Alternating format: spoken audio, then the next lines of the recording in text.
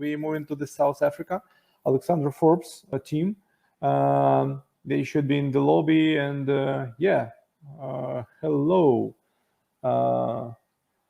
Guys, your coming 7.5 minutes are yours, and stage is yours. Please go ahead. Thank you so much for this opportunity. We are from AF, and we will now be presenting our fourfold approach to an SA problem. Just to provide background on what we do as a company, essentially Alexander Forbes is a diversified financial services organization which provides a broad range of services, including an employee benefits consulting and investment management. The main objective of our company is to secure a lifetime of financial well-being for members. I will be taking you through our challenge definition process. As Nzovia mentioned, Alexander Forbes services more than 1 million members, which prompted us into conducting a sector segmentation of each member using data sourced from the Alexander Forbes MemberWatch survey in an effort to identify a target group which we would use to build our solution around. By doing this, we identified a group that we've dubbed blue-collar sectors. The characteristics of seasonal employment, high employee turnover, inconsistent income, and the labor-intensive nature of work associated with blue-collar sectors made it clear that our members within these sectors were the most vulnerable and thus would be our target group. This then allowed us to turn our attention to identifying the most ambitious challenge we could seek to solve for. Next slide, please. The challenge we identified is the low income replacement ratios achieved by our members. So what is an income replacement ratio? It is the quotient of a member's income or salary during retirement over their income just before they retire. For example, if your pensionable salary just before you retire is at 10,000 Rand per month, God forbid, with a replacement ratio of 80%, you can expect to receive 8,000 Rand per month from your accumulated retirement benefits post-retirement, with a replacement ratio of 70% being generally accepted as being sufficient to maintain a member's standards of living after retiring. A look at the insights gained from the MemberWatch reveals that the most significant factor influencing low replacement is preservation. The overall average income replacement in blue-collar sectors is below 25%, which means that the vast majority of our most vulnerable members are not able to maintain their standards of living after retirement. Over to you, Penny. Thank you. So currently, only 6% of South Africans can afford to retire comfortably, and a significant number of the 94% can't. Inadequate income protection threatens their livelihoods, and two instances that can threaten their incomes are one, retirement, and two, job loss. Worsening this problem is a lack of relevant financial education that is accessible to this group. For our SDG Target Alignment, we will be working towards Goal 1, specifically Target 1.4 and 1.5, Goal 4, specifically Target 4.4, and Goal 8, specifically Target 8.5 and 8.10. When given the choice to preserve, members are usually tempted to withdraw, which does have bad implications. We propose incentivizing preservation by matching a portion of their savings in the fund if members take the decision to preserve. Additionally, we can also match a portion of their contributions if they decide to increase their contribution. How will we fund this incentive? The pension fund admin part of the business can collaborate with a relevant partner to fund this, meaning that we will be using the collaborative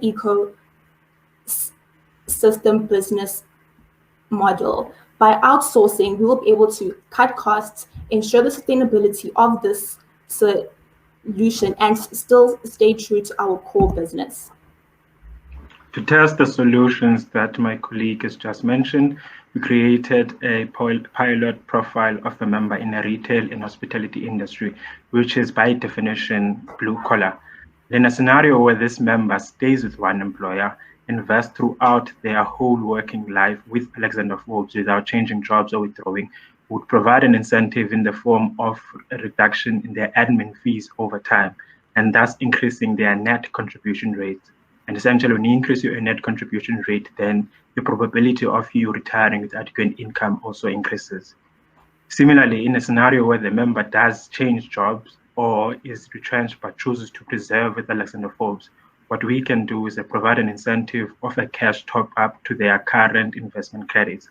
And even there, while you increase the fund credit, you increase their probability of retiring with an adequate income.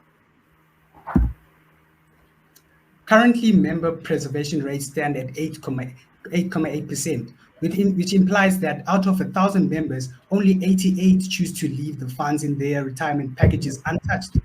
It is easy to see that the more members choose to withdraw from their retirement benefits, the less assets Alexander Forbes administers.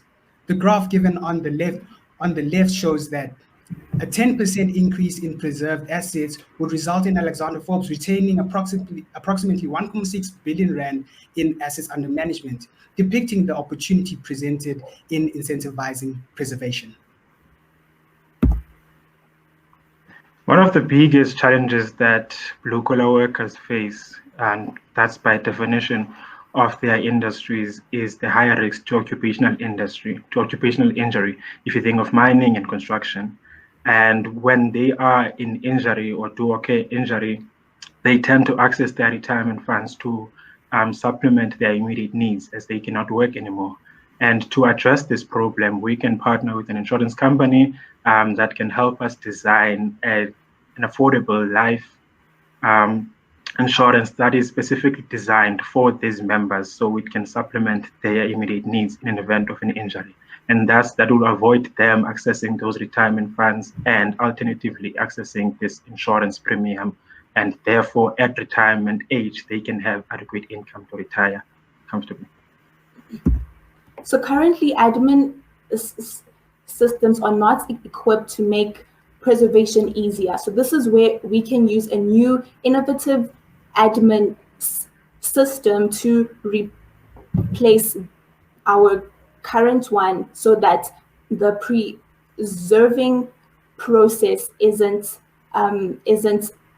manual but rather automatic. In order to bridge the financial literacy gap and improve blue-collar members' financial behavior, we seek to put in place an educational program that is not limited to provision of course material, but looks at practically engaging with each member as they make their way through their working lives. This practical educational engagement will allow us to incentivize members based on the financial milestones they achieve.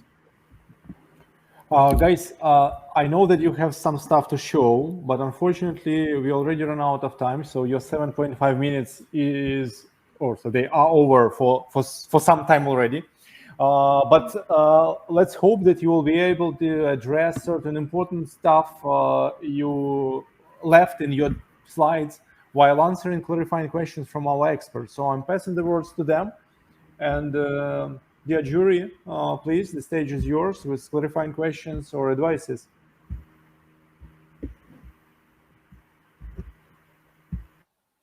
Sure, happy to jump in first this time. Really great presentation. Nice to hear everybody's voices. Also appreciated the articulation of the problem and the deep understanding of it.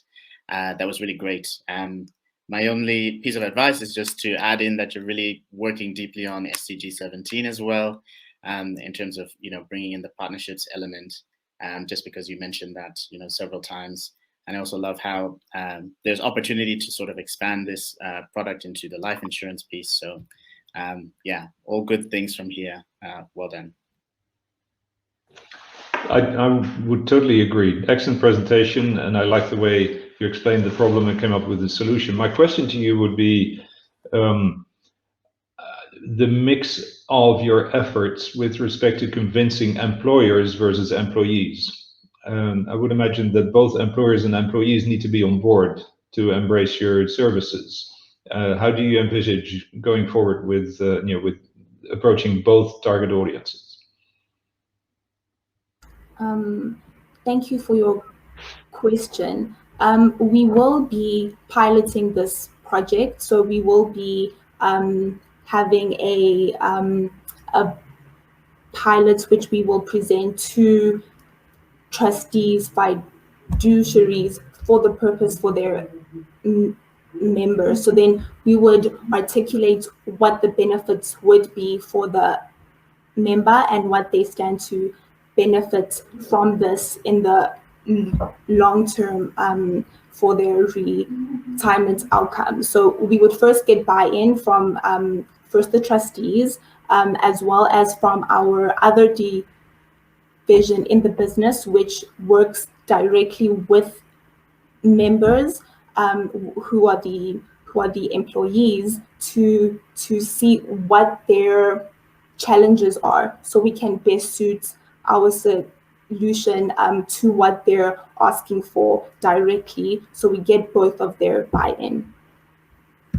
And just to add on what Penny just said, so we had a situation where we were dealing with a company called Bowman's, and in this particular situation, we used our advice-led way of conducting business to engage with Bowman's and tell them that if preservation is cultivated, if you encourage your members to preserve, this will not only benefit the members and the trustees, but also grow their potential member base. So we saw in this situation that Bowman's did take up on our advice.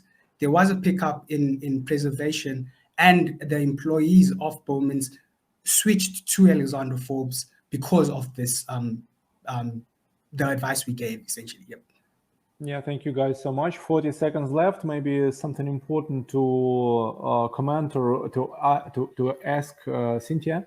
Yeah, really quickly. Again, very excellent presentation. For me, what makes a really good presentation is when you're able to really clearly explain what the problem is. You guys have shown that you know what the problem is and that you've shown your solution. Just a point from me is that going forward, when you continue to present this, I think making it very clear, even clearer how the solution could impact on on an individual. So because I don't necessarily understand everything that you're saying. So you never know who your audience is and who's willing to give you money to help fund your venture.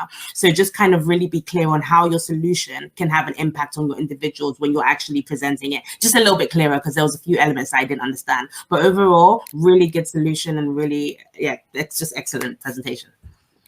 Thank you so much, team, for your presentation. Thank you, jury, for your clarifying questions and for wise advices.